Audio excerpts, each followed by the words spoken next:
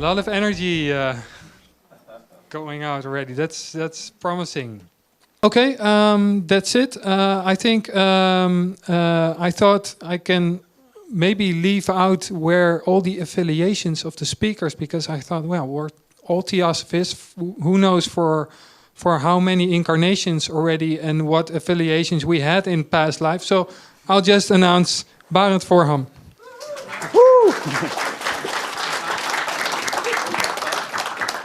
Good evening.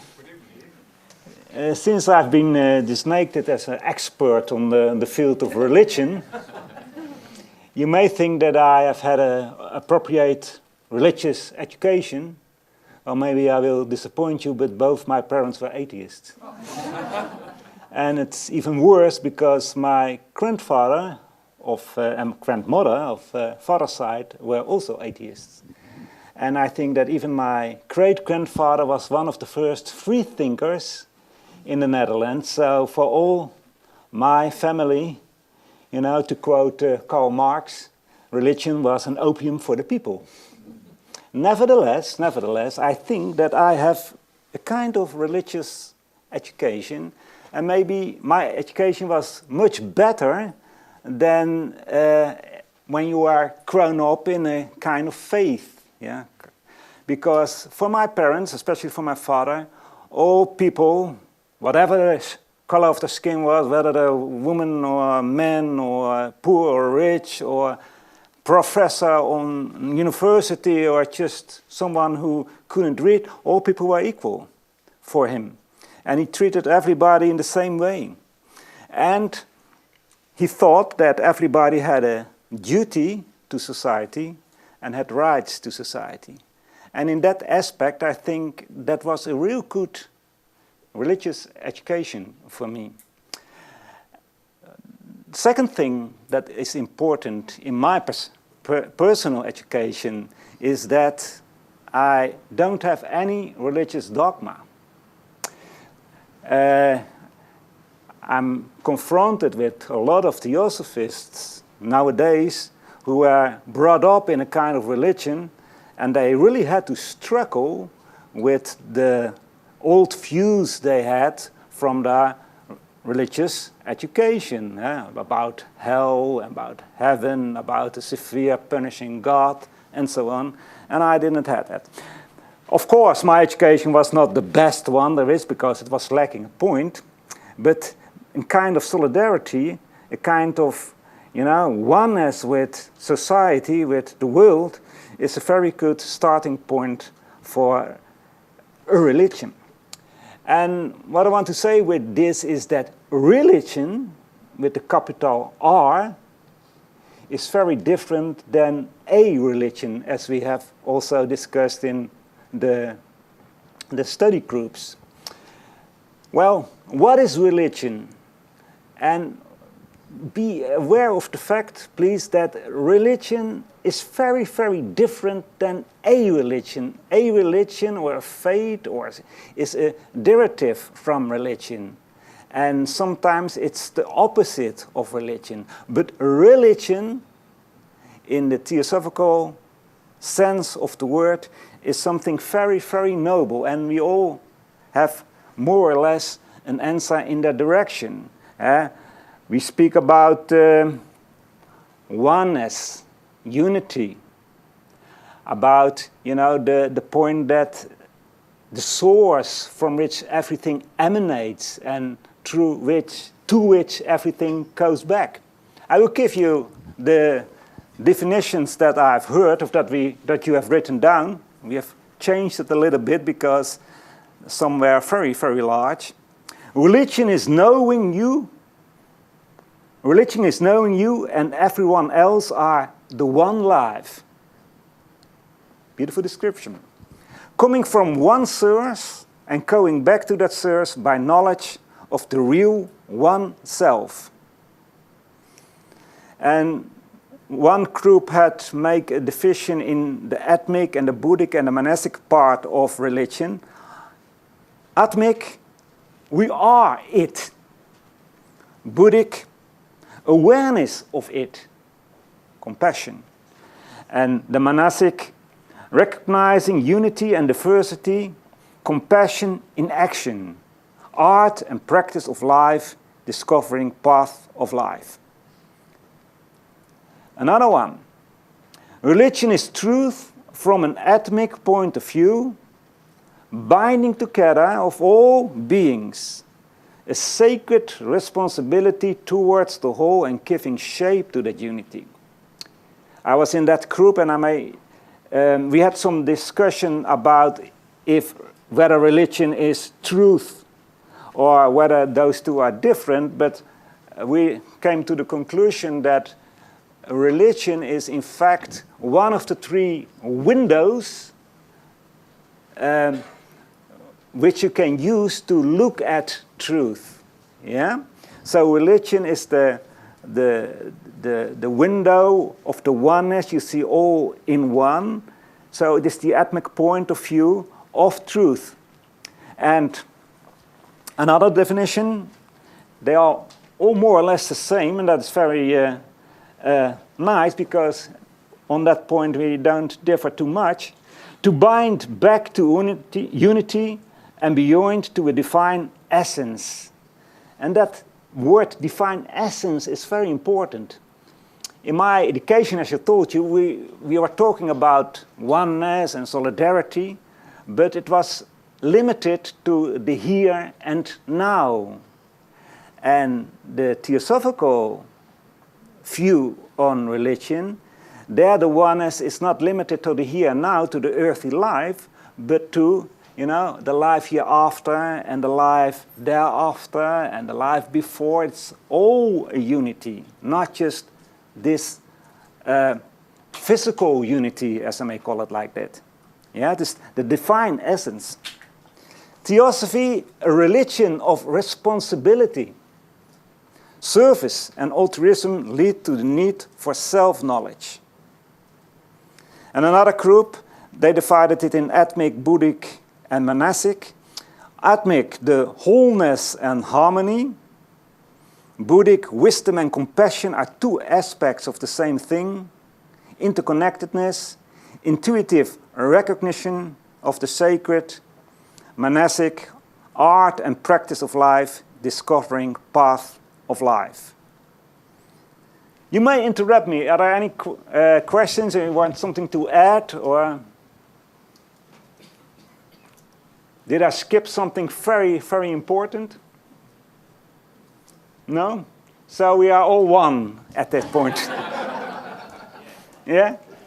Okay, that's very good.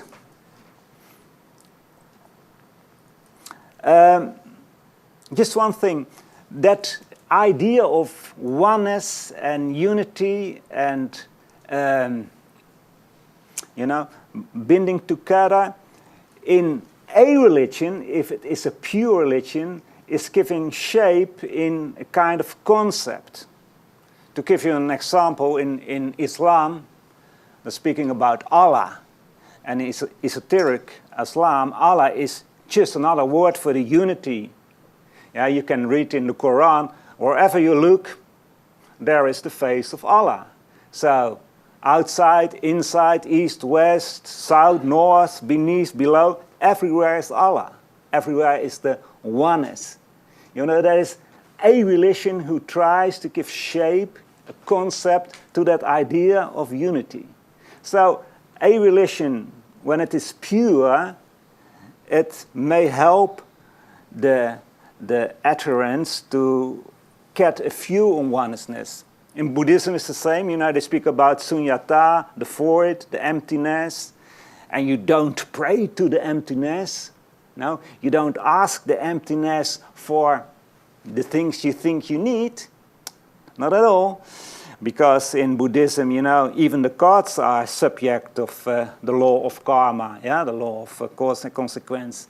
So that's a real other concept of religion than nowadays most of the religions are practiced. I want to add that because we had some discussion also about a religion and a religion. All right? How can you make the effort to develop religion in yourself and stimulate it in others? Well, we had a lot of answers. So it's impossible to give them all. It is the Buddhic point of view, the interconnectedness. And in one way or another, you have to take that idea of oneness into your life and give it shape, make it a light in your mind, in your thinking and acting. Yeah, that's the summarize. I think, just like that, I want to summarize it. But I give you the answers you give. In the core of religion is truth. We need to seek truth in each religion, sift the truth from the false, and the everlasting from the unreal. Self-discipline. Discipline, self-discipline, love, responsibility, mindfulness, meditation. Be the change you want to see.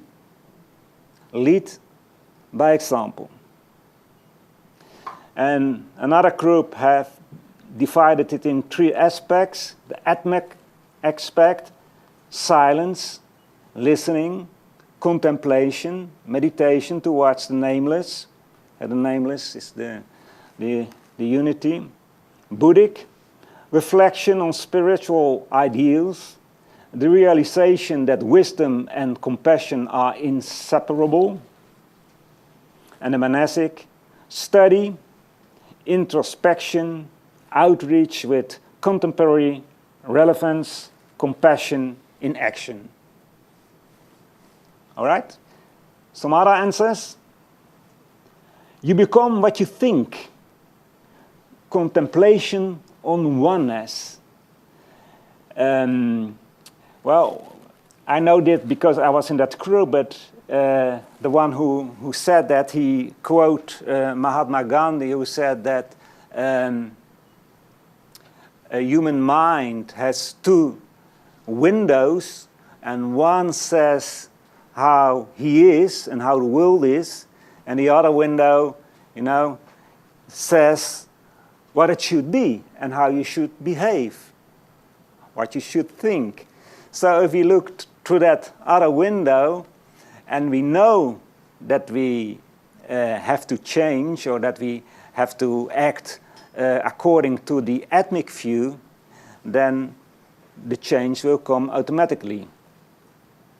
This is a very beautiful one, I think, another group. Recognize inner urge and act on it. It's more or less the same. The inner urge, that means, as far as if I say something wrong, please correct me. But as far as I see, the inner urge means that you have those impulses from your own higher self, from Atman, and you act on it.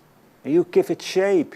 It's not just that you are sitting in a temple or meditate, although that may be very necessary and very useful, but you act on it, you practice it. Yeah, it's something that colors all your thoughts. Yeah, if you're in the supermarket, you can be a religious person. Yeah, if you look in the eyes of your neighbor, your fellow human being, your colleagues, you see the one light. Act on it. Very beautiful. And meditation and self-study, radiating harmony. Any? Yes, please. Just a second, then. So I don't know if this is the right category, but somewhere we probably need to hear the word purification and purifying the knots in our heart and purifying our emotions as a growth of responsibility that comes with religion in the Theosophical sense. All right. Purification. I think when you look through that window of Gandhi, that other window, you are purifying yourself. But I totally agree with you. You have to, yeah. And don't think that you have to fight with your ugly thoughts, your selfish thoughts, but you have to contemplate on the spiritual side, the ethnic side, the religious side of your being, and then automatically you will purify yourself.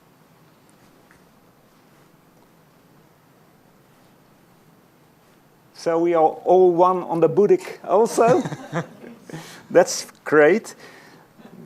And then the third one. There are many, many examples. It's impossible in just 1 hour to give them all, but I will try. In fact, this is the most important for us, because we have to, take that ethnic and Buddhic view in our daily life. Good. What changes would occur in society if more people develop religion in themselves? New living values. Very important, I think. Not that big car or a new house or, respect by your colleagues or, that's not the most important. But compassion, peace, cooperation, working for others is far more, expanding your consciousness is far more important than those values which are so great nowadays in our society. And that will lead to changes for dealing, for instance, with refugees, prisoners, etc. The refugees problem we talked about is a really great problem, but in fact it's a stupid problem, because all over the world, I said if HPB would have lived today, she wouldn't even have the possibility to found the Theosophical Society in New York, because a Russian inhabitant was not allowed to enter the United States. So we are, crazy. If you look at it from another point of view, it's very normal that people move from one place to another. Yeah? Like the blood in your body. It's moving from one place to another. So it's not just in America, because in Europe it's the same. It's a shame. Second, well-being of others first. Very important. Make possible that all can contribute on all levels. Yeah, that means that we shouldn't help people by doing their duty, but we should able them to do their dharma, their work. Yeah? Change in education, very important. Spiritual, universal education. Show children interconnectedness from start on. And my own experience with my children and children of some fellow Theosophists in the Netherlands was that they easily pick up those ideas of interconnectedness, of oneness, just 5 minutes and they know it. Yeah? The 7 aspects of consciousness, they grasp in less than half an hour. So it's very important, education. This is something new for me, and probably I'll pronounce it erroneously. Cajun Navy? Cajun Navy. Cajun Navy. A non-conformental rescue team. I think that's a very interesting idea. Gottfried de Perucker in the 30s had the same idea to make some navy international to help and avoid problems, conflicts. Yeah, but it should be non-conformental and it should be neutral. I think that is something that we have to work out together, because that really may help to establish peace in the world. Be the example and radiate your own principles. See Avatar movie, all acting as one organism. That is you have to take care of the fact that we are one organism. May I criticize a little bit the air conditioning? Do you know how much CO2 you put in the air by the air conditioning? We have to save planet Earth. We have to practice what we preach, isn't it? So, any questions? Oh yeah, please. There was the thought that you may not have the opportunity, the mobility, the resources to do specific things for people, but you have the power of imagination to give some thought, give some strength to all of humanity, to be a humanitarian in attitude, in vision, where you're really trying to see the dignity, the potential in every human being around the world, even though you'll never meet them, you'll never know them. But that seemed like much needed now is a humanitarian attitude or vision of human beings. And then that leads to more support and all of that. Yes. I totally agree with you. I think that we all should make a mind picture of how that window of Gandhi, how the world would be if we live according to that religious consciousness within us. And not on the field just of education, but on all the fields, the prison and the nationalism and all those kind of things. Make a picture what the world should be, in effect is, because brotherhood is a fact in nature, and it is because of the blindness of the human being that he doesn't live according to that unity. And if you make a mind picture and you give a very good example of it, so you realize what your duty is in the world and you act according to it, then change will come automatically, because we always affect the other one. Something more? Elena.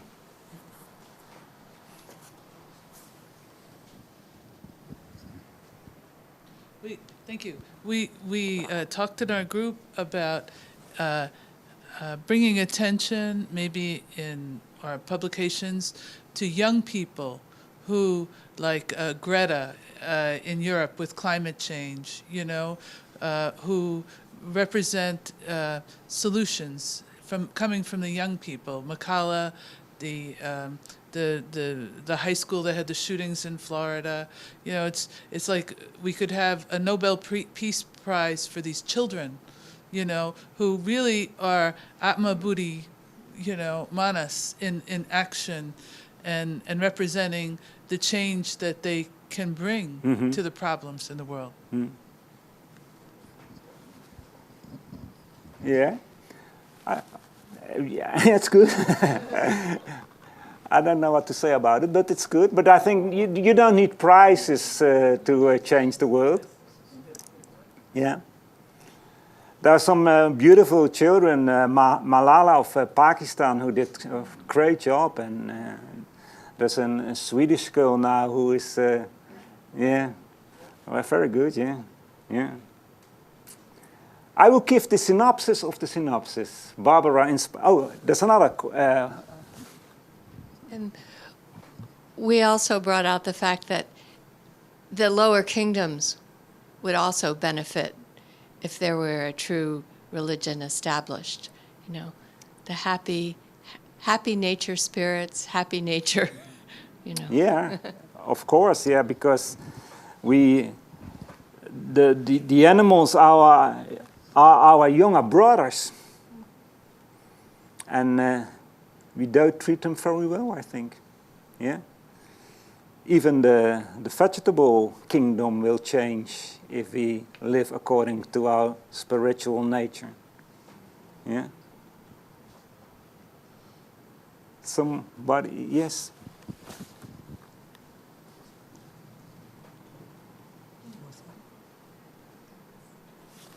Jonathan. One of the definitions, and I forgot which of the readings that was in, but of religion was reverence for the gods.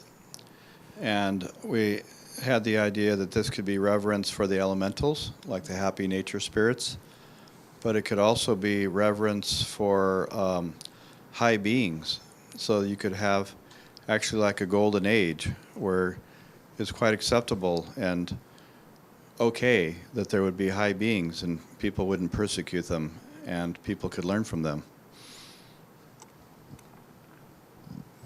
Reverence for the gods, not in a way that you beg something from them.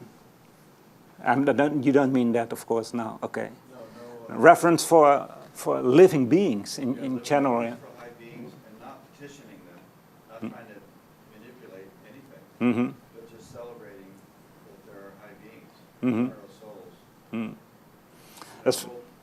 It's very interesting because in one of the definitions that HPB gives about religion in the Secret Doctrine, and she is referring to the awakening of the mind of manas in human, and that's about 80 million years ago, but we were there. And then she speaks that religion in that time had no dogmas, but had no rituals, but was an intuitive knowledge of the fact that we all were one. And that's a very good definition because it immediately shows that religion, in the Theosophical sense, has nothing to do with churches and, all those prayers and religions, but it's the intuitive knowledge of the fact that we all are one. And if you look carefully to children, young children especially, before the parents spoiled them, because often they do that, they have that same religion. You are aware of the fact, they are sure, that there are no doubt of the unity of all things. There is no fear of losing your life. There is a knowing that life has always been there and will always be there. If you really look at young children, you will notice that they have that awareness, but they can't talk about it. They don't have the words about it, they don't have tenets about it, but it's an intuitive knowing. And that's because of the fact that in that early days, 80 million years ago, we all had that same intuitive knowledge of what we were, children of the cosmos. And that is still in us, and we can awake it. We can awake it in ourselves. In another quotation, in one of her articles, he speaks about the beginning of the fifth root race, about 1 million years ago, more or less. And she says more or less the same. Yeah, that we all were bound together by the knowledge that we all were one. And that we don't need, it was the golden age of the fifth root race, that we don't need the tenets and the references and the churches, but it was a knowledge. It was a knowledge. It's like the young child who knows that life is eternal, has no beginning and has no end, and there is no fear. There cannot be a fear because you know there can never happen something really awful with you because you were always there and you will always be there. That is the real religion sense of a little child, but we can develop it. We can develop it with our monastic thinking, and we can be aware of it, self-beware of it. So I'm very optimistic because knowing that everybody has that faculty in his consciousness, one day or another, he will put it into action. Shall I give the synopsis of the synopsis? And I think it will be... You have to use the clicker. The clicker. Oh, yeah.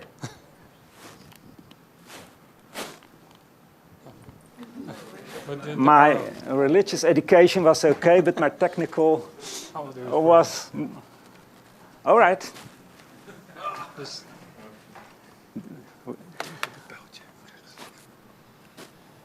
What is religion in the Theosophical sense? And we made it very small. Ethnic, being the oneness. Buddhic, seeing the oneness. And monastic, acting according to the oneness. Yeah? Everybody agree? Okay.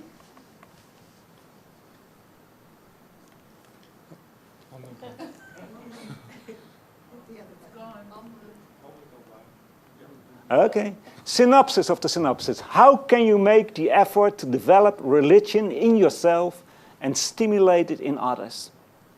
Transmitting the living view of oneness to fellow human beings. And maybe you think that everything will change if we do that. But you know, there will be wise men and less wise men, and there will be, you know, challenges in the world, and apparently it may be the same, but innerly it will be totally different. Yeah, because the way we react on the circumstances is totally different. Yeah? So we're transmitting the living view of Atman, yeah, of oneness to fellow human beings. We, how do you say, the other human being resonate on our view, and because our view is ethnic, we help them to develop their inner Atman themselves. We don't do it for them, we cannot do it for them, that's impossible, but it stimulates, it inspires them to do it. Yes?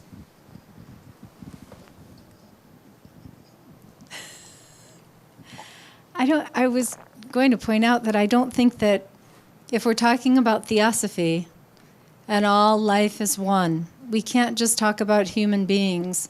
We have to talk about all beings. Yeah, completely all right. All beings of all consciousness, of all life. We skip human. We skip human, transmitting the living view of oneness to all beings. All beings. Yeah.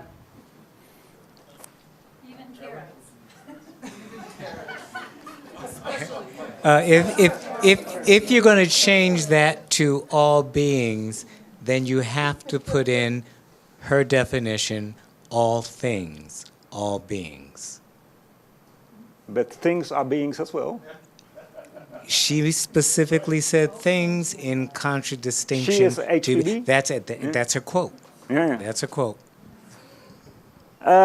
Is there one thing that doesn't live? Oh, you're asking me? Yeah, asking you. Why do you don't want to engage me? Okay. But no, all is life. Yeah. But the idea is clear, I think. Eh? The idea is clear. Yeah? Okay. You know, there is a Chinese proverb that says that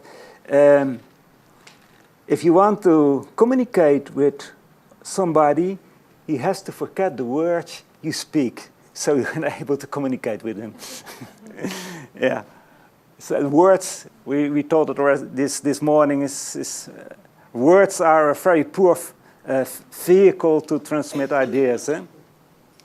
And then, the third one. I got it. Okay. Pootje naar rechts. Yeah. Dynamic harmony. What changes would occur in the society if more people develop religion in themselves? Dynamic harmony. We had a lot of changes. Yeah?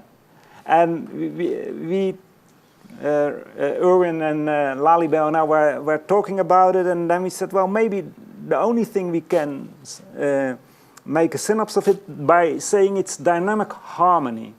Harmony means that everybody, is related to each other and is interconnected to each other, but not in a position that everything stands still. No, everything is moving, everything is changing, everything is improving, and that's why the word dynamic. Dynamic harmony. Yes? Just a second. And I think someone else pointed this out in our discussion in the last conference. It's dynamic harmony toward universal brotherhood. So it has to have an ethical component. Yeah. Okay, and of course, I would say, and respecting, that's very important. We didn't talk about it yet, but that's an element that is really important. Respecting the free will of every human being.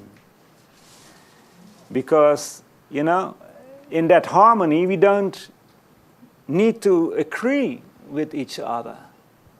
And we don't need to impose our view on the truth on others. Theosophy without free will is no theosophy. So we should respect the free will of every living being. And the dynamic harmony means also that there is a hierarchy, because there are wise men, there are less wise men, there are still less wise men, but that doesn't matter. That doesn't matter. We need everybody. You cannot take one part of the totality and think that you live harmoniously. Everybody has his function. Everybody has his duty. You know, dharma is in fact the Sanskrit word of religion. It means also duty and it means also law. But everybody has to do his duty and should be able to do the thing he should do in order to have harmony in the world. And if somebody, you know, is put aside and can do nothing, can contribute to the society, there is no harmony. So we have to teach each other also to be, so that that person is able to contribute also to the whole. That's why dynamic harmony. And if you make, maybe that's homework for all of us, if you make a picture, a mind picture, a spiritual picture of dynamic harmony, how it is, that is very inspiring, I think, and that is really trying to, you know, take that spiritual idea of oneness to your daily life and act according to that idea. And then, without any doubt, change will come in the world.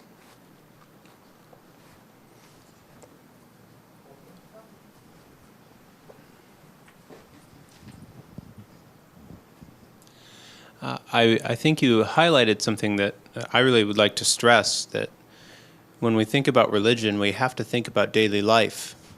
And, you know, the rest of this conference is going to be about science and religion, and then the synthesis of the three. And of the three, religion seems to be the one that's present in people's daily lives.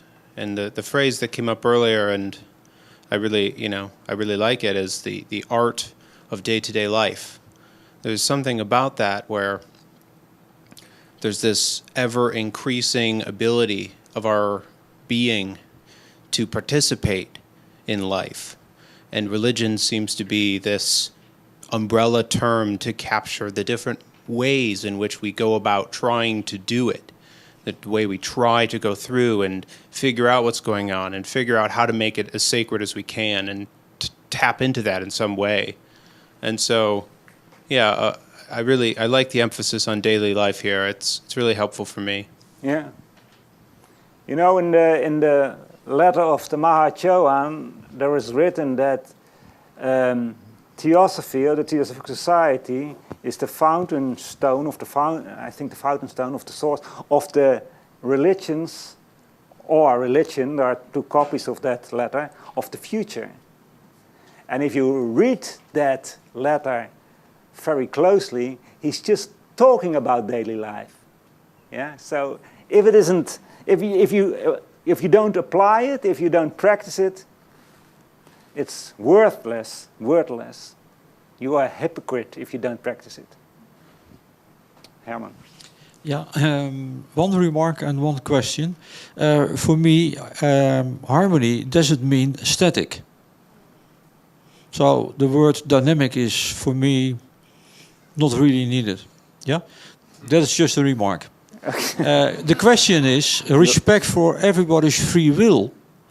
You can put a question behind that, question mark behind that. Because if I like to be the boss of this world, the cost of everything, my free will, should you respect that? No, but if you are the boss or want to be the boss of the world, you don't respect the free wills of others. I haven't said that I should respect the other ones. But we are talking about what changes would occur in society if more people develop religion in themselves. Yep. And if more people develop religion in themselves, so religion, the theosophical sense of religion is applied in the world, then we all automatically respect the free will of others. If I like a Billy Graham? No, we are talking about an ideal situation. You know, Yeah. Did you do the course thinking differently? I give him. Yeah. And that because it's the reason I asked this question. Because for me the formulation have a gap. Okay. Okay. That's just my observation. I catch your point. Yeah. And in fact, of course, we don't... it doesn't mean that we have to tolerate everything what is happening in the world. Of course not. No. And HPB is a good example of the fact that she didn't tolerate injustice. Many stories about her life where she didn't make a lot of friends because she was acting against the tyrannic views of some other peoples. But if you, and that's the mind picture that I want to give, if you have an ideal world, and an ideal world in which, you know, the real religion is the driving force for humanity, then we automatically respect the free will of others. And with that I mean that if somebody likes, you know, to develop a certain ability to reach the unity, and another one has another path to walk down, okay. Okay. Just to add is in the group where I also was, I could remark that several times we had a difficulty to separate our ideas about religion and philosophy and science. And it's so natural that you have that problem. And so one of the things that some of our members said very clearly, that even more knowledge about the law of karma, real knowledge, would also stimulate very, very much a religious and responsible attitude. And so spreading of universal laws, spreading of the knowledge of universal laws, it is not the subject of today, but the whole idea of the onderbouwing, the underpinning of these very abstract ideas, then we immediately come to philosophy and science. Yeah. We had the same discussion in our group.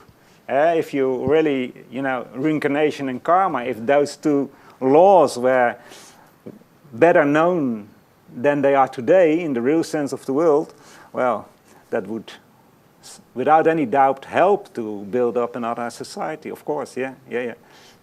Joke?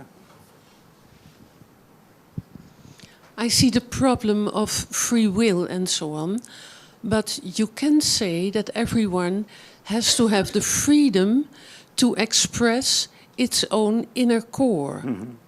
And then you come to the conclusion of freedom of conscience. And that is the freedom that is better than freedom to be the boss of others. I think that you have a better term for it. I totally agree with you, yeah? I wanted to add on Randy's remark that religion has everything to do with daily life. That I recalled in one of the readings that Blavatsky says that society is our church. So if you want to be religious, the society is the field to practice. Which society? Universal society? Yeah, universal society. This society. Yeah. Oh, just one more thing. It seems that real religion is not selfishness, it's selflessness. It's not being a hermit or a recluse. It's action and dharma and duty. And like Krishna says, if I were not indefatigable in action, this whole universe would not keep going. So it seems like it's a real invocation to aspire up, but also to incarnate as well and instantiate one's ideals, both.